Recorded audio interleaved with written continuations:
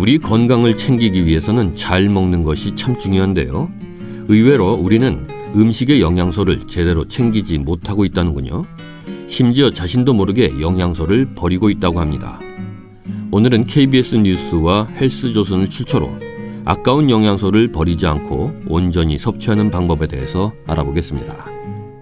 먼저 영양소 손실을 막는 식재료 보관법부터 살펴보죠. 첫째, 토마토. 토마토에는 혈관의 노화를 막는 리코펜 성분이 풍부한데요.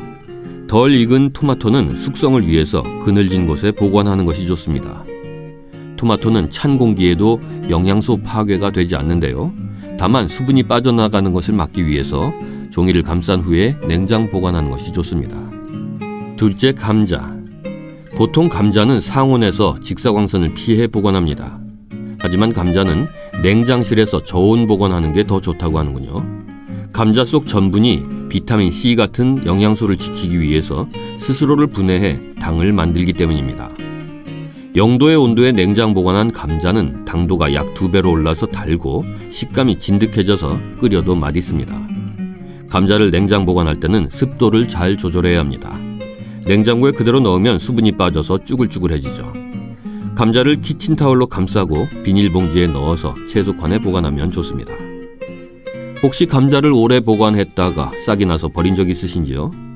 감자에 싹이 나거나 녹색으로 변한 부위는 솔라닌이라고 하는 독성 성분이 생성될 수 있는데요. 이 성분이 몸에 들어가게 되면 위장장애나 메스꺼움, 두통 등의 이상 증세를 유발할 수 있기 때문에 이런 부위는 넓게 도려내거나 싹이 많이 난 감자는 섭취하지 않는 것이 좋습니다. 감자에 싹이 나는 것을 막으려면 사과 하나만 있으면 됩니다. 박스 또는 비닐에 사과와 함께 두면 되는데요. 사과에서 나오는 에틸렌 가스가 감자에서 싹이 나는 것을 방지해 주는 겁니다. 하지만 사과의 이런 작용이 모든 채소에 적용되는 건 아닌데요.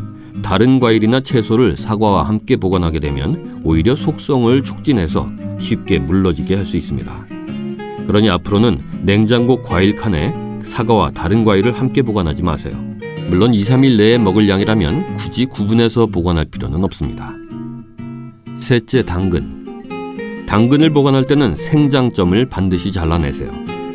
며칠 보관한 채소에서 갑자기 잎이나 뿌리가 나는 건 그 생장점을 남겨놨기 때문인데요. 생장점을 제거해야 영양소 손실을 막을 수 있습니다. 당근의 생장점은 가장 아래에 뾰족한 부분입니다. 넷째, 시금치. 시금치를 상온에 보관하면 하루 만에 비타민의 60%가 손실됩니다.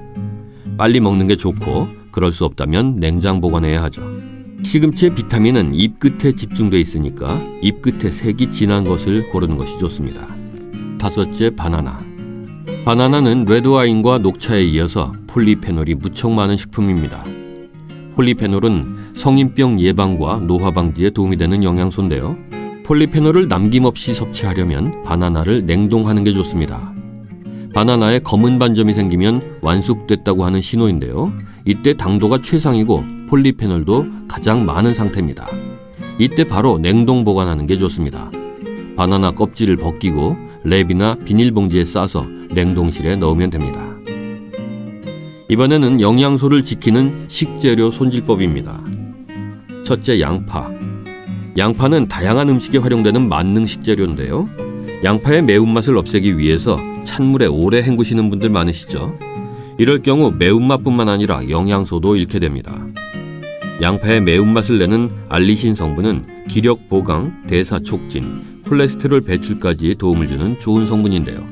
양파를 물에 오래 담가 놓게 되면 알리신과 함께 수용성 비타민까지 영양소 손실이 커지기 때문에 양파를 물에 오래 담가 놓는 것은 좋은 방법이 아닙니다. 또 양파는 잘게 썰거나 믹서에 갈아서 10분 정도 두어야 알리신이 활성화돼서 피로회복과 혈액순환에 더욱 좋습니다. 둘째, 당근. 당근은 껍질에 영양소가 더 많이 들어있는데요. 피부에 좋은 베타카로틴과 장에 좋은 섬유소 등이 풍부합니다. 당근을 잘못 썰면 베타카로틴이 절반으로 줄어들 수 있는데요. 당근은 중심부에서 바깥쪽으로 영양소를 보내면서 자라기 때문에 껍질에는 중심부보다 베타카로틴이 2.5배 많습니다. 껍질과 중심부를 함께 먹어야 당근의 영양소를 제대로 섭취하는 거죠. 당근의 바깥 부분까지 남김없이 먹으려면 원형 썰기를 하는 것이 가장 좋습니다. 앞으로 당근을 손질할 때는 부드러운 스펀지로 깨끗이 씻고 껍질과 중심부를 함께 먹을 수 있도록 원형으로 썰기 바랍니다. 셋째, 브로콜리. 비타민과 철분, 칼슘 등의 함유량이 높은 브로콜리는 특히 줄기 부분에 많은 양의 영양소가 있어서 함께 섭취하는 것이 좋은데요. 이때 브로콜리는 강한 불에 삶으면 영양소가 파괴되기 때문에 중간 불에서 2-3분간 살짝 데쳐야 영양소가 보존되고 농축돼서 체내 흡수율이 증가됩니다. 넷째, 가지. 보랏빛이 나는 가지는 시력 회복과 성인병 예방 등의 탁월한 효과가 있는데요. 보통 가지 요리를 할 때는 삶는 경우가 많죠. 그런데 이것은 잘못된 방법입니다. 가지 껍질에는 콜레스테롤을 억제하는 나스닌 성분이 풍부한데요. 이 성분은 물에 녹는 수용성이어서 기름에 볶아야 영양소의 손실을 막을 수 있습니다. 가지를 볶으면 불포화 지방산인 리놀산과 지용성 비타민의 흡수율 또한 늘어납니다. 다섯째, 오징어. 오징어에는 간 기능을 강화하고 성인병을 예방하는 타우린 성분이 풍부합니다. 오징어는 카레와 함께 조리하면 더욱 좋은데요. 카레 가루에 함유된 커큐민 성분도 간 기능을 높여주어서 2배의 효과를 누릴 수 있습니다. 우유에 푼 카레 가루에 볶은 채소와 오징어를 넣고 걸쭉해질 때까지 끓이면 부드럽고 고소한 오징어 카레가 되는데요. 간이 안 좋은 분들에게 아주 좋은 한 끼 식사가 됩니다. 여섯째, 감자, 시금치. 감자를 삶거나 시금치를 데칠 때는 반드시 순서를 지켜야 합니다. 감자는 껍질째 삶아야 비타민 손실을 막을 수 있고 시금치는 무슨 일이 있어도 데치기 전에는 자르면 안 된다고 합니다. 시금치를 데치는 동안 자른 단면으로 영양소가 다 흘러버리기 때문이죠. 시금치를 통째로 단시간에 살짝만 데치고 데친 후에 자르는 것이 가장 좋습니다. 참고로 시금치 특유의 떫은 맛은 수산 때문인데요. 시금치의 떫은 맛을 없애려면 끓는 소금물에 시금치를 30초간 데치거나 랩에 시금치를 싼 뒤 전자레인지에 20초간 데우면 떫은 맛이 사라집니다. 일곱째, 참깨. 참깨에는 수용성 폴리페놀인 세사민, 세사모린, 세사미놀 등이 많이 함유되어 있습니다. 체내 활성산소를 없애는 효과를 내서 노화 방지에 좋은 식품이죠. 참깨를 갈지 않고 먹으면 영양소가 몸에 흡수되지 않고 그대로 배출됩니다.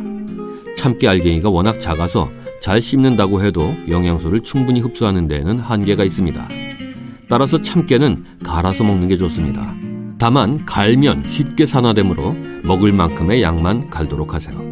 간 참깨를 볶으면 항산화 물질인 세사모린이 강력한 힘을 가진 세사몰로 변하는데요. 볶은 참깨는 노화 방지 효과가 볶지 않았을 때보다 3배로 높아집니다.